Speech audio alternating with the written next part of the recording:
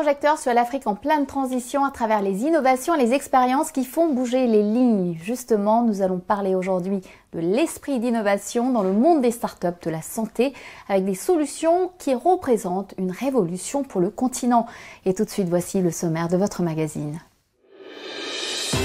C'est un citoyen de l'Afrique, un Nigérian qui vit et travaille à Nairobi. Rien ne prédestinait le politologue de formation Ikechukwu Anoke à se lancer dans l'innovation technologique du monde de la santé, mais il n'a pas hésité à confonder une start-up révolutionnaire, Zuri Health. Il est notre invité du jour. L'idée est donc de créer des solutions permettant aux populations mal desservies d'accéder à des médecins situés dans des zones qui ne sont pas dépourvues.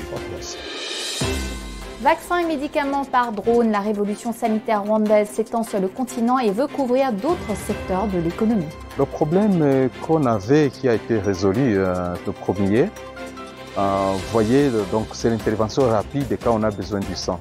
Quand on a besoin de transfuser un patient, l'intervention est rapide. Un service d'ambulance gratuite pour les plus démunis et les victimes d'attentats à Mogadiscio. Ce médecin somalien est parvenu à réaliser un projet unique pour aider ses concitoyens. Nous avons commencé ce service en 2006, au moment où il y en avait besoin. De nombreuses personnes mouraient à l'intérieur du marché de Bakaro, à Mogadiscio, ou dans d'autres villages de Mogadiscio. Voir des drones sillonner le ciel avec de précieux vaccins est encore un spectacle rare en Afrique, mais pas au Rwanda où des drones livrent du sang et des produits médicaux au centre de santé depuis 2016. C'est la mission de la société américaine Zipline basée à Muhanga. Après avoir participé au développement du secteur de la santé dans les régions les plus reculées du Rwanda, cette entreprise envisage désormais de couvrir l'ensemble du pays grâce à ses 2 centres de distribution. Et ce n'est pas tout, elle veut aussi s'aventurer dans les secteurs de l'agriculture, du tourisme ou encore de la livraison de denrées alimentaires.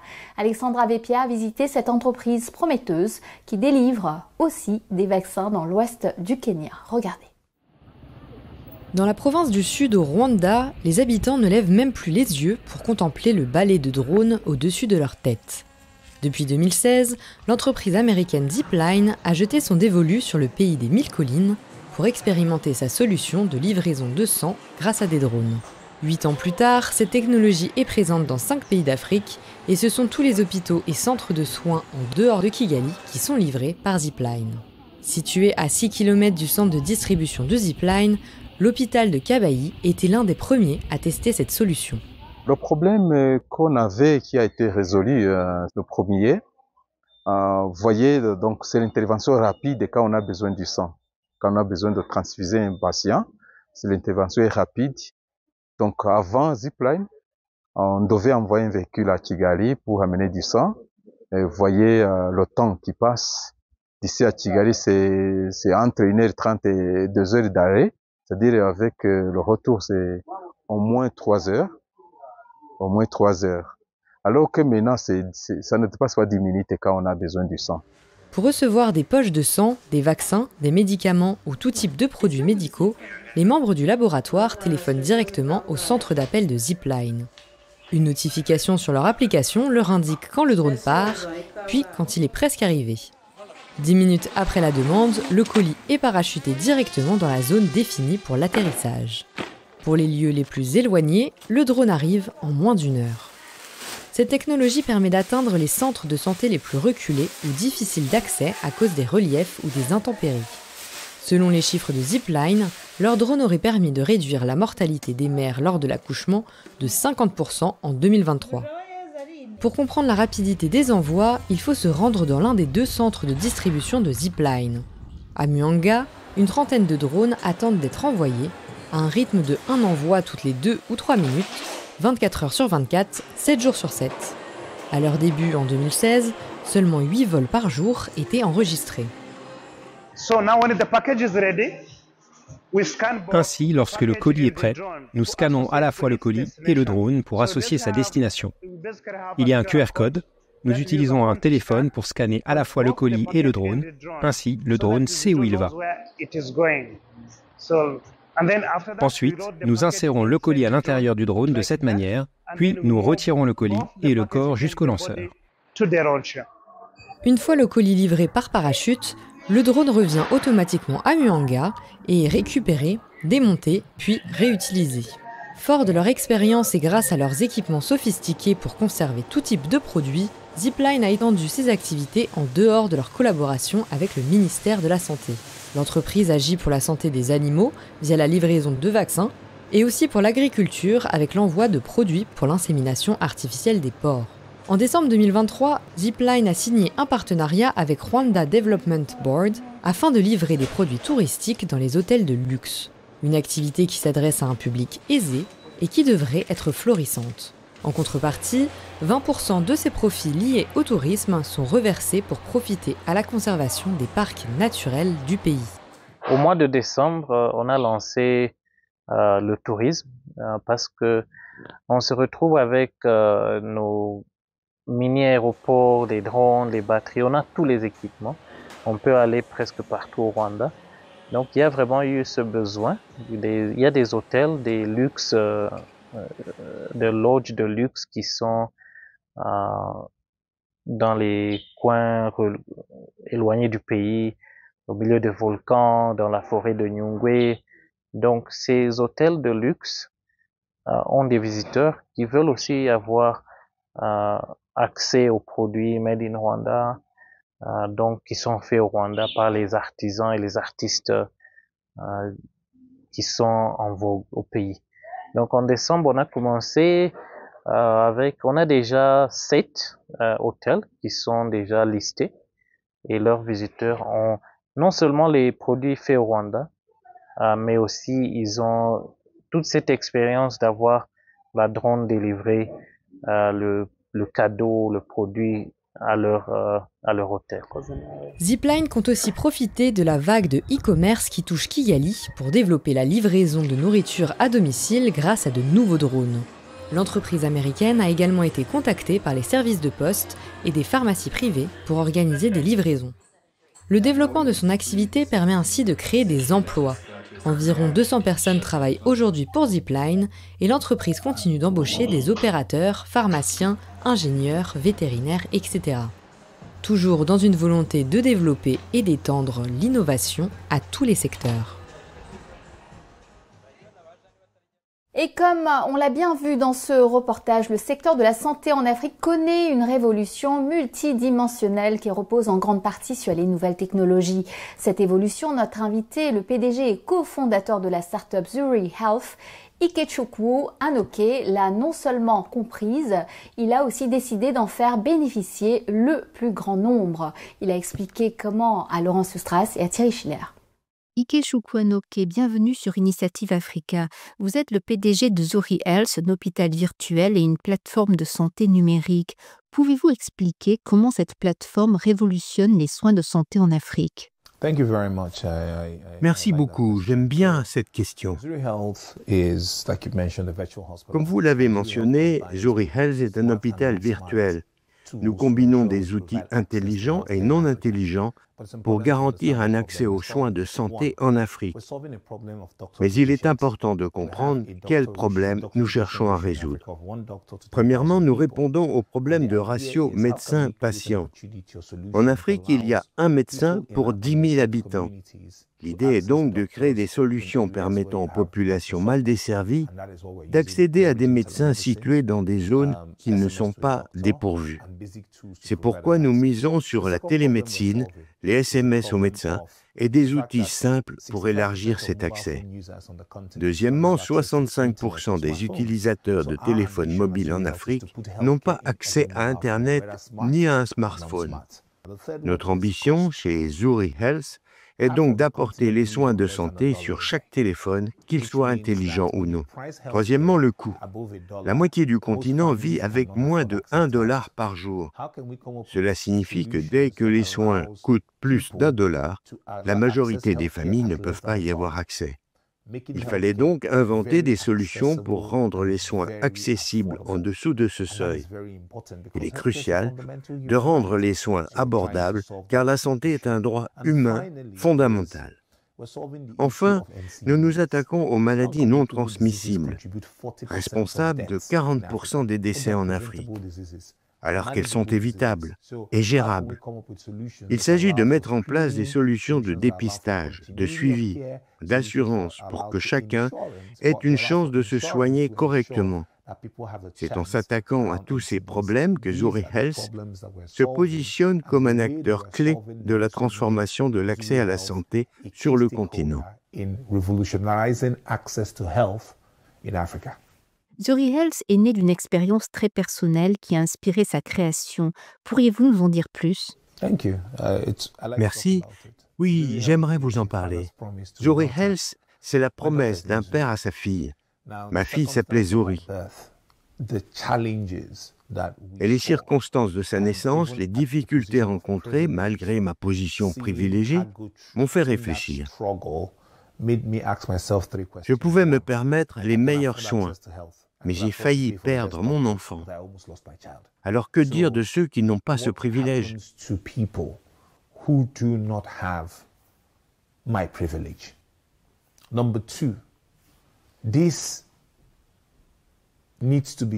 Ensuite, j'ai compris que l'on devait prendre le problème à la racine.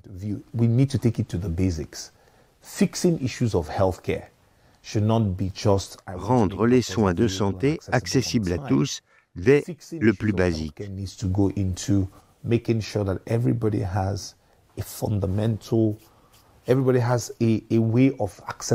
Ce n'est pas seulement la naissance. Des gens meurent du paludisme, du diabète, de l'hypertension.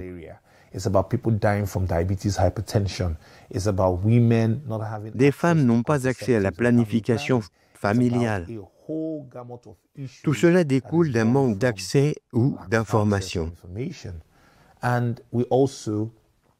j'ai aussi compris le pouvoir de l'information en matière de santé.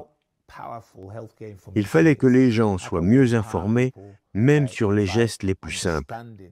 Voilà pourquoi nous avons créé Zuri Health pour les Africains. Vous avez évoqué l'accessibilité financière. Comment vous y prenez-vous pour rendre Zuri abordable? Chez Zuri Health, nous avons identifié le coût comme un obstacle majeur.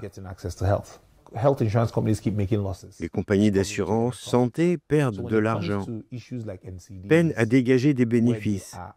Concernant les maladies non transmissibles qui touchent les plus vulnérables, il fallait un partenariat technologique capable de réduire les coûts de traitement et des médicaments.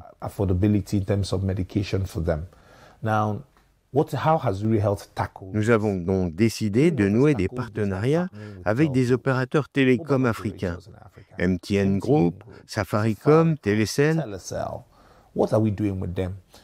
L'objectif, permettre un accès aux soins à des tarifs très abordables, environ 10 centimes de dollars par jour. Concrètement, parler à un médecin via Zuri Health coûte moins cher que le trajet jusqu'au centre de santé le plus proche. C'est un levier puissant pour lever les freins à l'accès aux soins.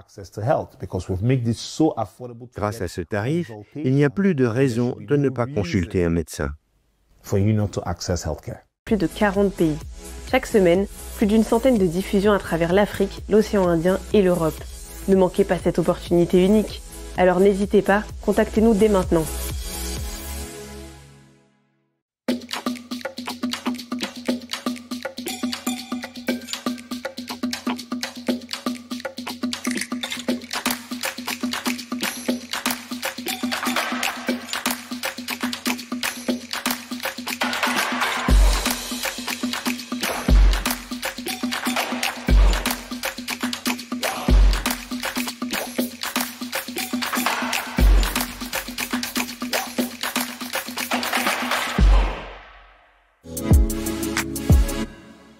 Bienvenue pour la deuxième partie de notre émission. Je vous emmène maintenant dans la corne de l'Afrique, en Somalie plus exactement. Vous le savez, ce pays peine à sortir de l'incertitude politique et du terrorisme dont les civils sont souvent la cible. Pourtant, dans la capitale de Mogadiscio, un homme a décidé de prendre une initiative inédite et de changer ainsi la vie de nombreuses personnes fragilisées. Cet homme, c'est le docteur Abdulkadir Abdirahman Adan. Il a mis sur pied un service gratuit d'ambulance pour venir en aide à ses concitoyens pris dans une situation d'urgence. C'est un reportage de notre correspondant Abdirahman Hussein. Regardez. Basée à Mogadiscio, la capitale de la Somalie, Ambulance Amin est un service d'urgence médicale gratuit 24 heures sur 24. Géré par une équipe de bénévoles, ce service répond aux urgences médicales, en particulier aux attentats à la bombe, et transporte gratuitement les victimes vers diverses installations médicales à Mogadiscio. À l'origine de cette initiative, le docteur Abdulkadir Abdirahman Adan, frappé par la violence meurtrière déclenchée par le groupe militant Al-Shabaab, il a lancé ce service d'ambulance gratuit à Mogadiscio avec l'aide de quelques amis en réponse à l'aggravation des urgences médicales dans la ville.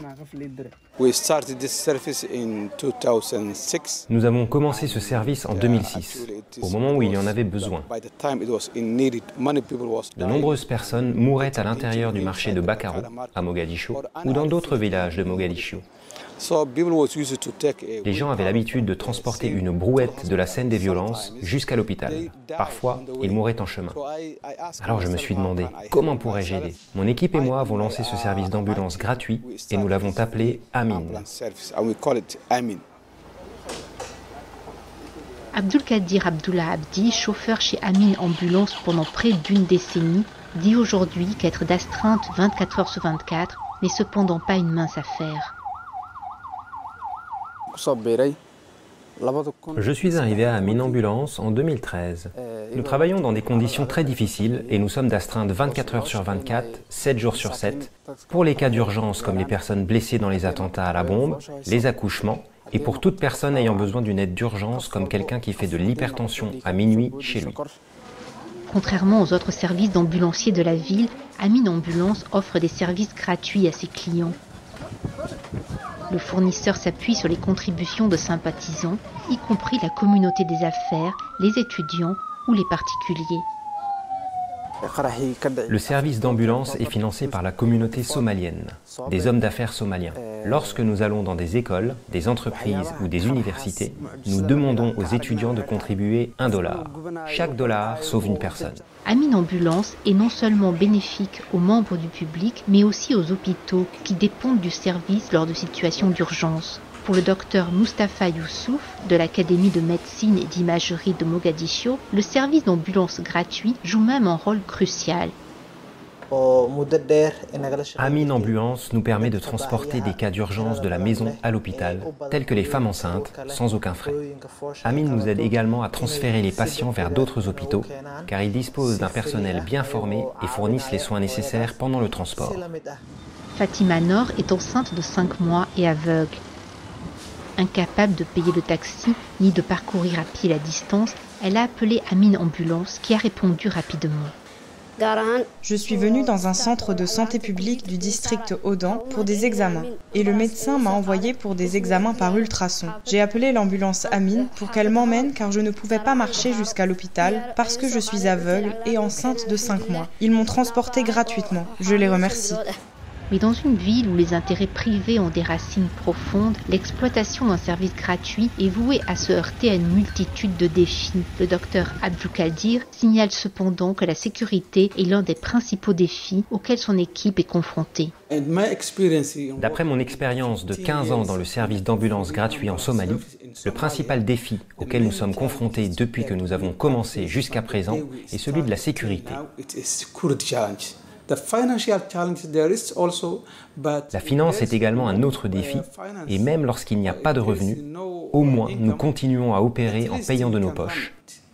Ou alors nous sollicitons des hommes d'affaires ou toute autre personne, mais pour la sécurité, nous n'y pouvons pas grand-chose, et avec laquelle nous ne pouvons pas jouer. Mogadiscio est toujours régulièrement confronté à la violence, et les services tels qu'Amin contribuent grandement à soulager cette ville blessée par ses assauts quotidiens. Nous retrouvons maintenant notre invité Ikechukwu Anoke qui décrypte le paysage changeant du financement des startups et les axes de développement de Zuri Health dans toute l'Afrique. Écoutons-le. Revenons à la question cruciale du financement et de l'assurance maladie. Comment Zuri Health peut-elle concrètement s'attaquer au problème du manque d'accès aux soins? Le taux de pénétration de l'assurance sur le continent n'est que de 3%. Comment l'augmenter? En inventant des solutions que ceux qui vivent avec moins d'$1 par jour puissent quand même s'assurer. Chez Zuri Health, nous avons innové avec une offre. Care Now, Pay Later. Soins maintenant, payons plus tard. Mais pour avoir de l'impact, il fallait penser à grande échelle. Les opérateurs télécoms ont des millions de clients fidélisés. Notre partenariat avec MTN, c'est 180 millions d'abonnés à travers l'Afrique, soit 10% de la population.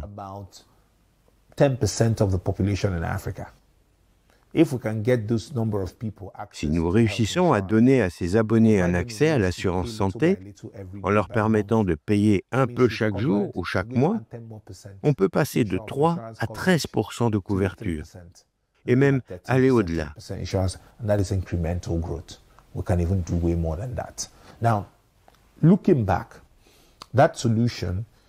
Le but, c'est de proposer une assurance accessible via un crédit éthique.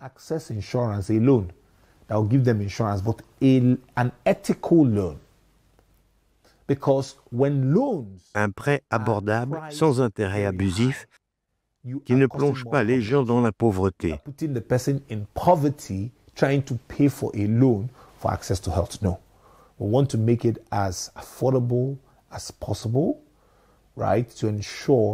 Le but n'est pas de tirer profit de ces prêts,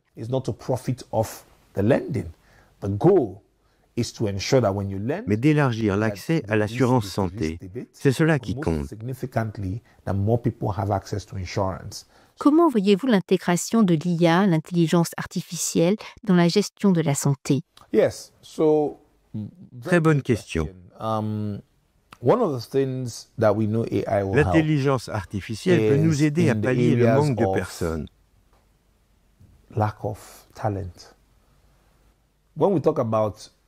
Un spécialiste, comme un cardiologue, peut desservir 200 000 personnes. C'est irréaliste.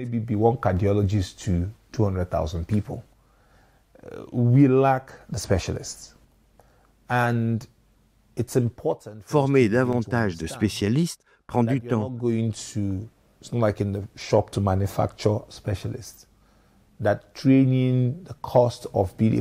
Et nous perdons déjà des talents à cause du brain drain. L'intelligence artificielle permet de combler certains manques.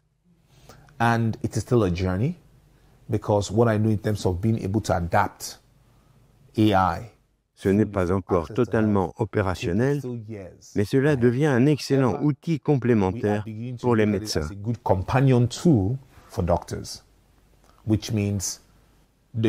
Un exemple, un cardiologue à Nairobi pourra, grâce à l'IA, aider à diagnostiquer et à suivre des patients partout au Kenya, au Nigeria, en Tanzanie, au Sénégal.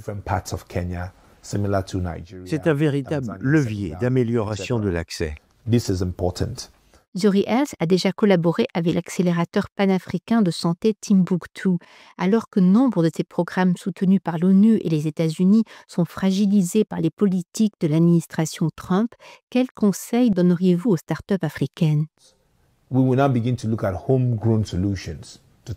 Nous devons désormais miser sur des solutions locales pour des problèmes locaux. Cette situation peut ouvrir une nouvelle ère de partenariat public-privé plus fort entre les États et les entrepreneurs. Pour nous, entrepreneurs africains, cela peut être une opportunité. Aller au-delà des subventions, construire des modèles d'affaires durables et viser plus rapidement la rentabilité. Les opportunités sont les solutions africaines. Il faut mobiliser les ressources du continent et poser des questions difficiles aux décideurs. Que faites-vous des ressources que vous recevez? Il faut aussi réduire les gaspillages.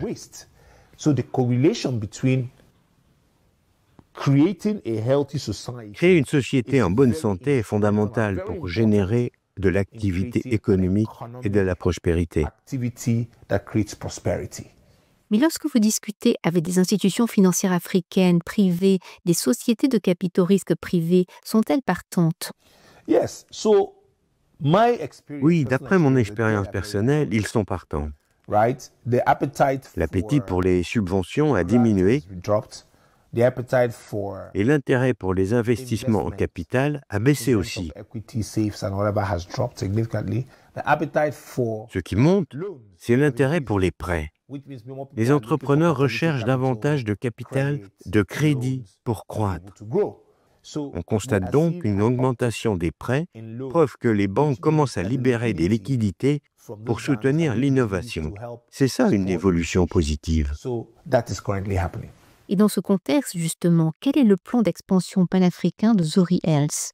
Zuri Health a toujours eu une ambition panafricaine. Notre devise, c'est « l'Afrique vers le monde ». Nous connaissons bien l'Afrique. Aujourd'hui, nous sommes présents dans 9 pays africains, à la fois francophones et anglophones. L'objectif est d'être présent dans les 55 pays du continent d'ici 3 ans. Nous voulons que Zuri Health, entreprise née en Afrique, entre en bourse. Nous voulons offrir l'accès à la santé dans toutes les grandes villes et régions du continent. Que l'accès aux soins devienne une évidence, un objectif partagé. Parce que la santé est un droit fondamental. Chaque Africain mérite des soins abordables. Et c'est ce message que Zuri Health portera dans chaque capitale du continent. Voilà, Initiative Africa, c'est fini pour aujourd'hui. Vous pouvez retrouver l'interview de Ikechukwu Anoke ainsi que nos émissions sur notre site africaonair.com. Et bien sûr, n'hésitez pas à nous suivre sur nos réseaux sociaux et à liker, partager et commenter avec le hashtag Initiative Africa. Et n'oubliez pas, la semaine prochaine, même chaîne, même heure, je vous donne rendez-vous avec Business Africa. Bonne semaine à tous et à la semaine prochaine.